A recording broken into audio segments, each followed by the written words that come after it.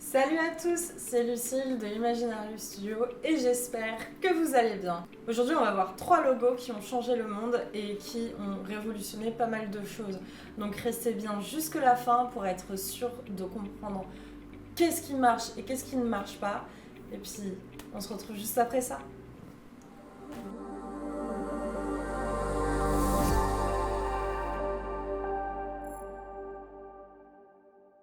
Alors avant toute chose, j'aimerais parler de Apple.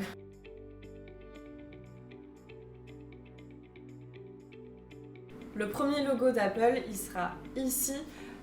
Il est apparu en 1976 et il ne ressemblait à rien du tout de ce qu'on connaît aujourd'hui actuellement. On pouvait voir tout simplement le portrait de Isaac Newton sous un pommier avec une pomme qui menaçait de tomber parce qu'elle était tout simplement trop mûre. L'idée était vraiment très créative et ça c'était bien. Par contre, Apple s'est rendu compte que la simplicité des fois ça a du bon.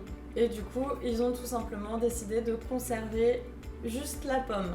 Entre 77 et 98, on retrouvait très souvent le logo de Apple dans son format de toutes les couleurs. Et cette version multicolore a laissé place à un logo plus simple et chromé, jusqu'à devenir complètement flat, comme on pourrait le voir aujourd'hui.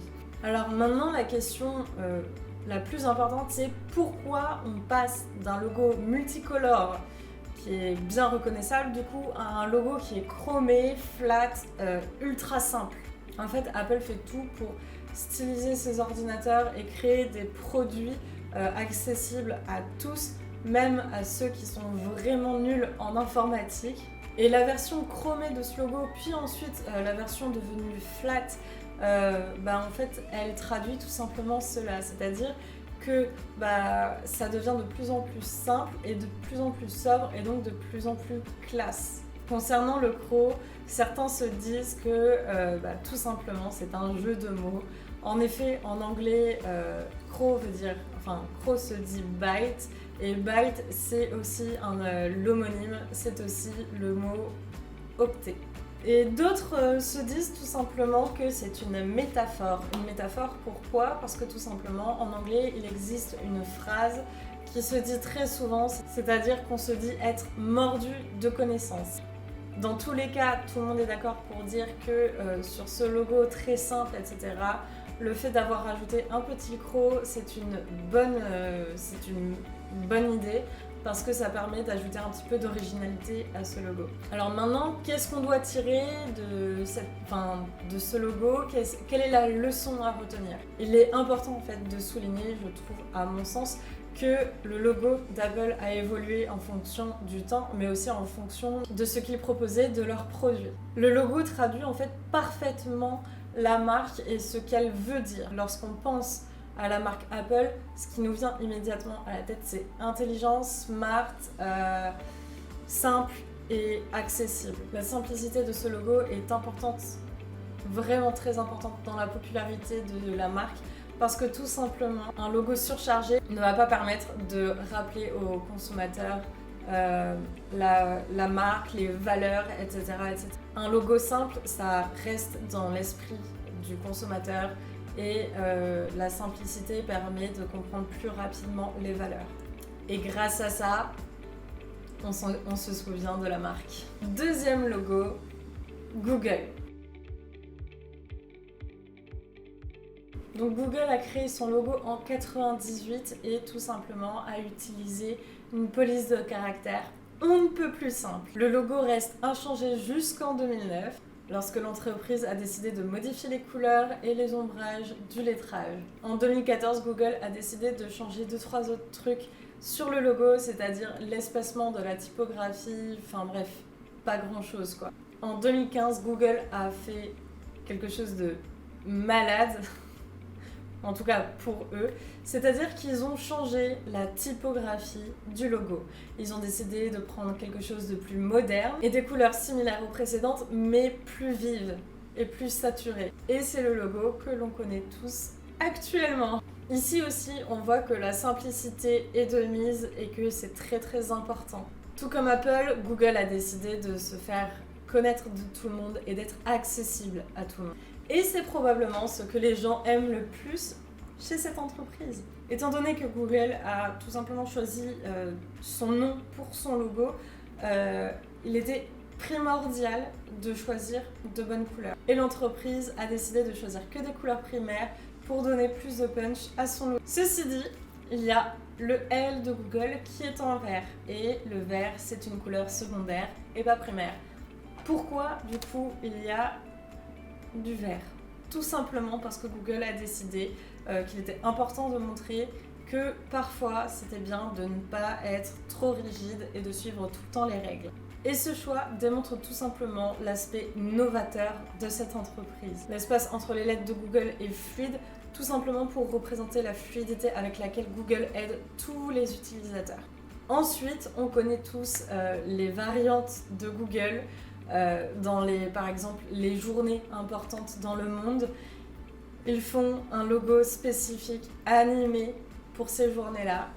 Et ces versions décalées sont une excellente façon de montrer leur diversité et de rapprocher toute leur communauté. Alors la leçon à retenir de Google, ça peut être bien de modifier son logo en fonction des événements qui sont en train de se passer.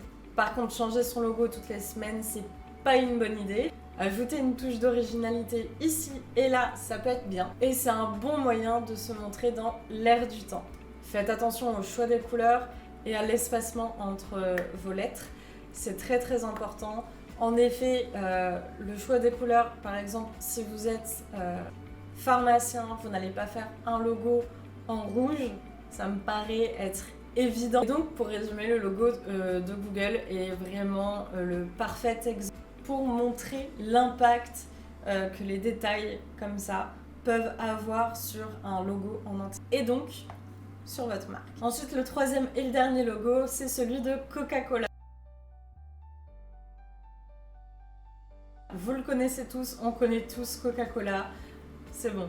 Coca-Cola a été créé en 1886, et oui, c'est très vieux quand même. Et à l'époque, tous les logos étaient en noir et blanc.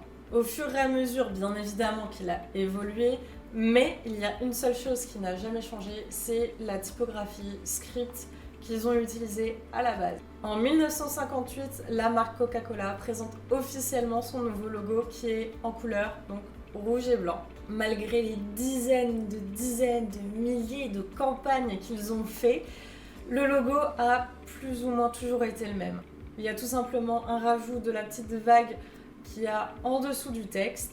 Bon, si on parle juste du logo, déjà, vous trouverez pas d'autres logos plus résistants à mon avis que Coca-Cola. Mais qu'est-ce qui fait que ce logo reste comme ça et ait autant de succès dans le temps?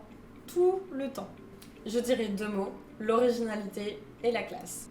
Le logo de Coca-Cola reflète en fait tout simplement l'Amérique dans toute sa splendeur. L'un est synonyme de l'autre et vice-versa. Le lettrage cursif est unique et va tout simplement permettre de personnifier cette marque. Et lorsque l'on pense à l'Amérique, on pense forcément à Coca-Cola. Et ça permet en fait tout simplement à cette marque d'avoir ce côté si nostalgique, mais surtout transgénérationnel, parce que Coca-Cola est là depuis très longtemps et c'est acquis dans le monde entier. Tout le monde sait que Coca-Cola est un pilier de l'Amérique. Le logo Coca-Cola est emblématique dans le monde entier et il est admiré par beaucoup de personnes. Mais pourquoi avoir choisi ce rouge précisément?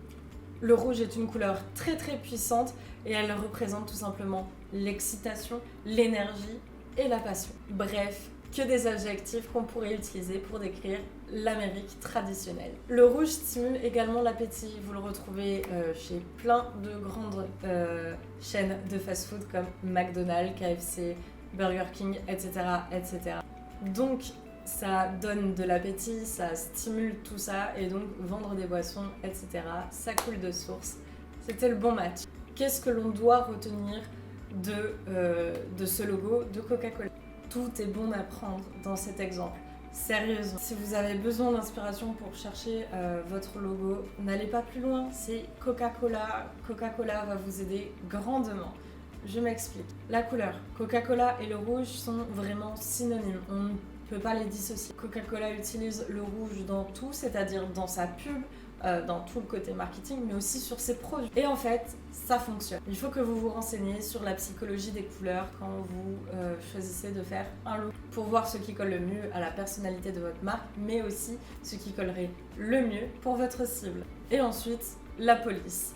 Alors, le logo de Coca-Cola est particulièrement impressionnant car la police de caractère correspond énormément à l'identité de la marque et à la personnalité de la marque. C'est parce que tout simplement, elle a été entièrement réalisée sur mesure.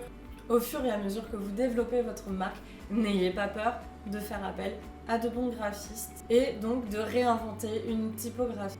Les lettres, les formes, la couleur, le logo en entier, soyez unique, c'est ce qui marche le mieux. Donc ce qu'on pourrait retenir de tout ça, c'est que tout simplement ces logos sont connus dans le monde entier. Chacun de ces logos parvient à capturer l'âme de la marque et il va lui permettre de se forger une identité. Et ça c'est incroyable parce que tout le monde peut s'identifier à ce logo, à cette marque, etc.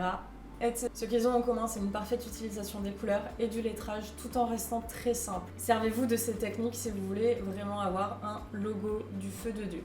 N'oubliez pas aussi de prendre en compte les émotions que les couleurs véhiculent, mais aussi les émotions que pourraient véhiculer vos clients. Parce que c'est ça qui va vous faire trouver la couleur spécifique à votre marque et donc faire un grand match. Avoir un bon logo, ça ne va pas vous faire forcément avoir une entreprise qui fonctionne au taquet. Le design de qualité va vous aider grandement je pense, à avoir une bonne réputation sur le marché. Pour plus de détails sur la réalisation du logo, etc., je vous invite tout simplement à regarder d'autres vidéos, par exemple celle-ci, et sinon à regarder notre site ou notre groupe Facebook.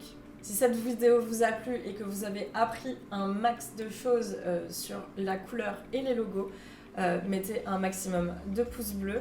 N'oubliez pas de vous abonner et d'activer la petite cloche. Rejoignez-nous, comme je l'ai dit tout à l'heure, sur le groupe Facebook. C'était Lucille. Ciao!